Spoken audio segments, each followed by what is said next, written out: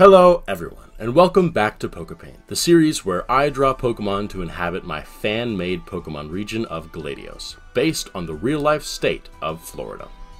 So this week, I had originally planned on doing an episode of History of the Future.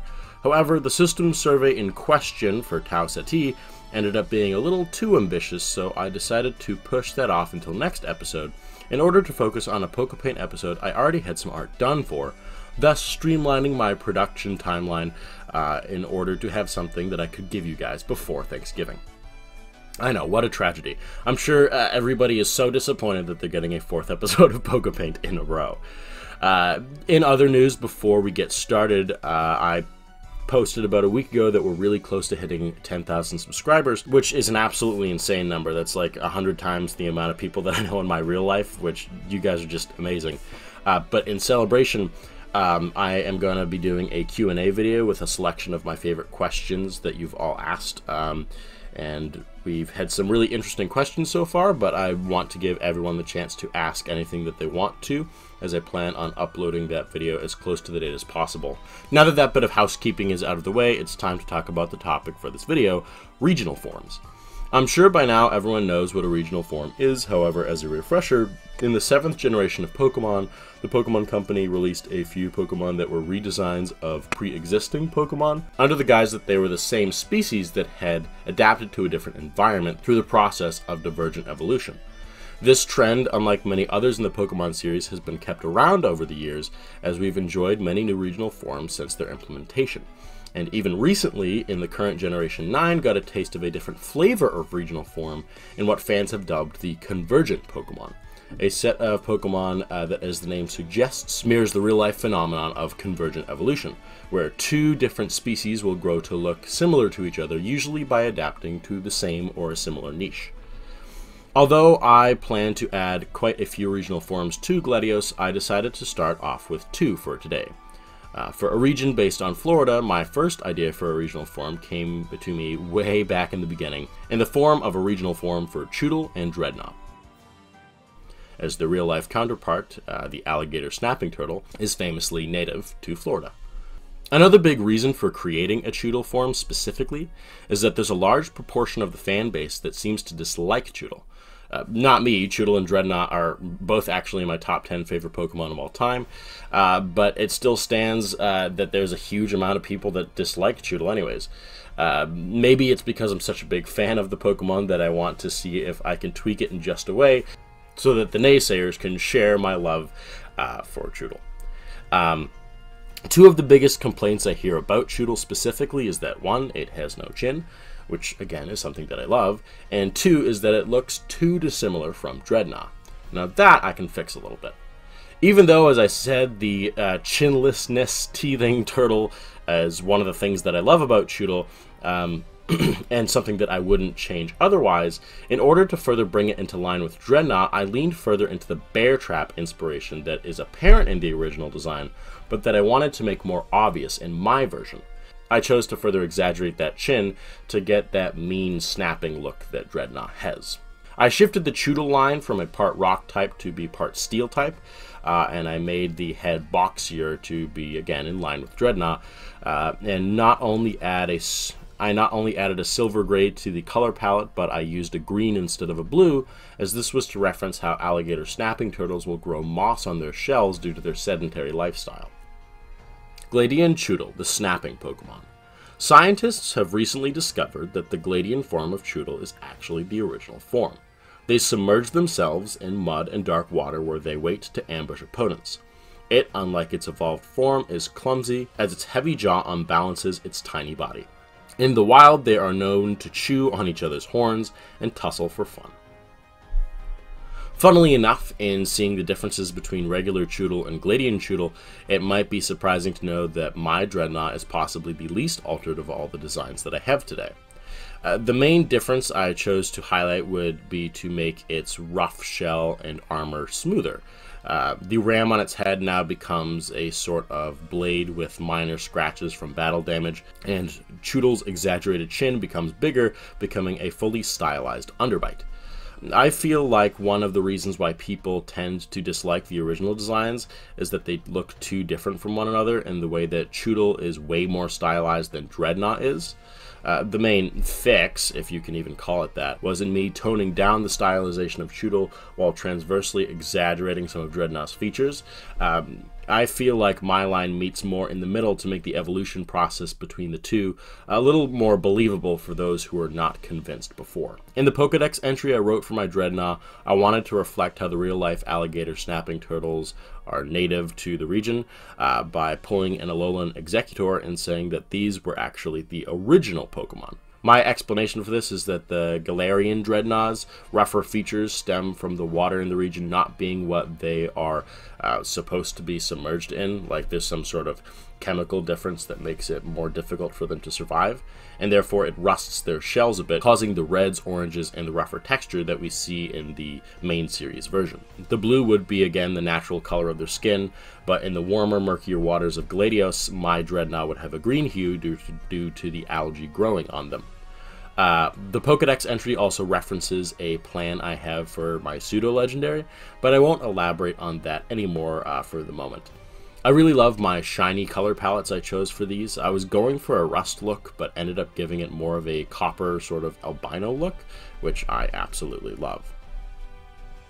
Galarian Drednaw, the snapping Pokemon, and the evolved form of Galarian Chewtle. Galarian Drednaw submerge themselves in the marshlands that crisscross the region, and there they sit and wait for opponents to come by. When its path is crossed, a Drednaw will strike out with incredible speed, and its jaw will clamp down with incredible force. Once it has its jaws around its foe, it will not let go. Their shell and skin appears green, as in its sedentary lifestyle, moss grows on their backs. Their jaw strength is only rivaled by one other Galarian Pokemon. The second idea that I had for a regional form today was the Pokemon Shellos. This actually stems from another idea that I had a while ago, that it doesn't make much sense for Shellos not to have a larger number of regional forms. In their Sinnoh Pokédex entry, it states that Shellos looks different in every region that it is found in, and it is notable that there are two separate forms in Sinnoh. This note is kind of funny because, except for the two different forms found in the original Diamond and Pearl games, these Pokemon don't have any regional forms. The way I interpret this lore is that each ocean from around the world should have their own Shellos form. East and West Sea in Sinnoh directly correspond to the real-life oceans of the Sea of Japan for the West Sea and the Pacific Ocean for the East Sea, respectively. And on the other side of the Pokemon world, Gladios' eastern shore is entirely bordered by the Pokemon world's equivalent of the Atlantic Ocean, and therefore it would be a perfect candidate for a regional Shellos form. I don't know if the main series versions were designed this way on purpose, but the way I see them, the western and eastern versions seem to be directly inspired by their corresponding oceans, in the way that the western form feels more inspired by Japan itself, it being the Sea of Japan, the pink maybe referencing cherry blossoms and it being more of a kawaii design than its other counterpart, while the east form seems to directly be inspired by corals and the colorful fish that are found in the tropics. And I at least associate the Pacific Ocean with the tropics more heavily than the Atlantic. That might sound like a bit of a stretch. I don't know if any of that was intended by the Pokemon Company, but thinking about the possible inspirations for their design helped me nail down an inspiration for my own Shellos form.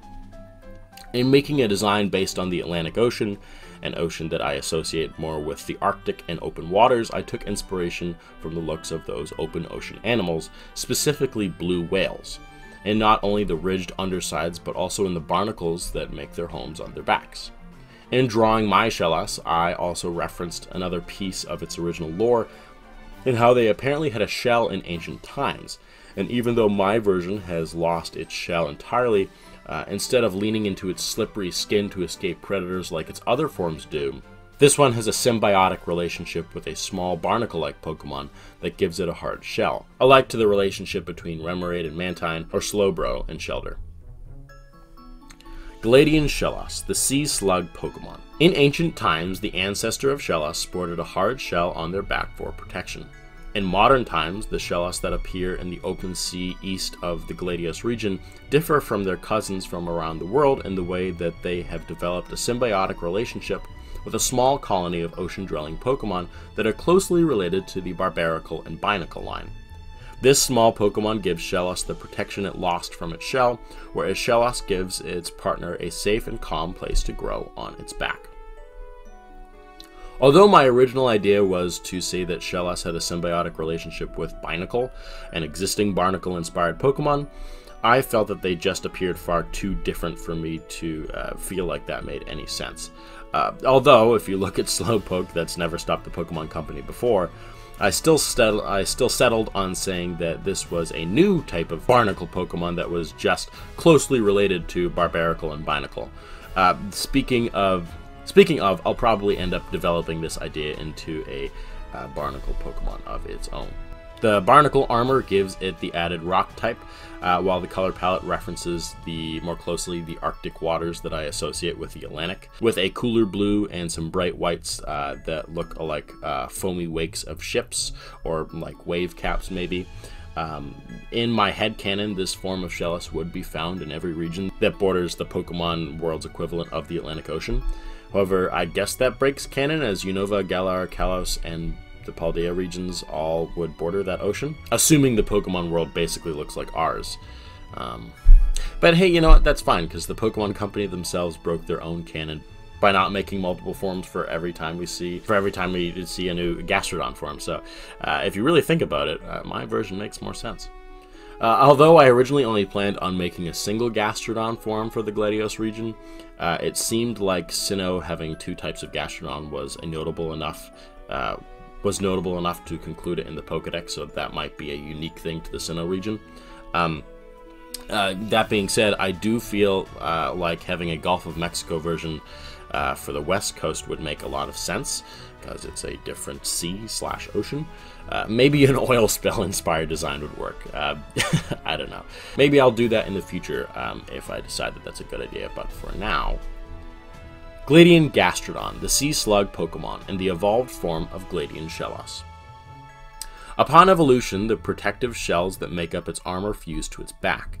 It is the only discovered Gastrodon form to date to have kept some sort of protective armor throughout the millennium of evolution. However, it does still share its pliable skin texture with its closely related cousins. They are found in fresh, well-circulated waters and don't do well in enclosed coves and bays, so this form will only appear in the open ocean.